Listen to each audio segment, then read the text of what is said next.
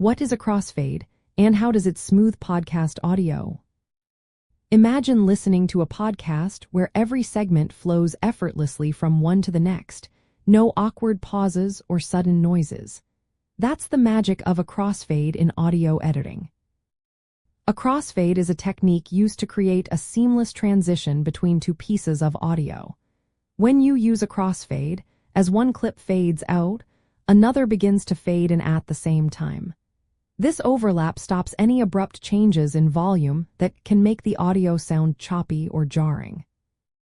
In podcast editing, you often need to cut out mistakes, long pauses, or unwanted sections. If you simply cut and leave a gap, listeners might hear a click, pop, or silence. These disruptions can distract from the content and make the podcast sound less professional.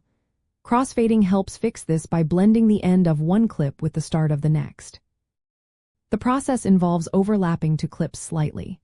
You then apply a fade out to the first clip and a fade into the second. The length of the crossfade can vary from just a few milliseconds to about a second, depending on how smooth you want the transition to be. Most digital audio workstations used for podcast editing have tools that automatically create crossfades when you overlap clips. Using crossfades is especially helpful when removing mistakes or awkward pauses.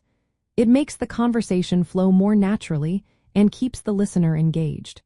Crossfades are also great when switching between different types of audio, like dialogue and background music, or adding sound effects.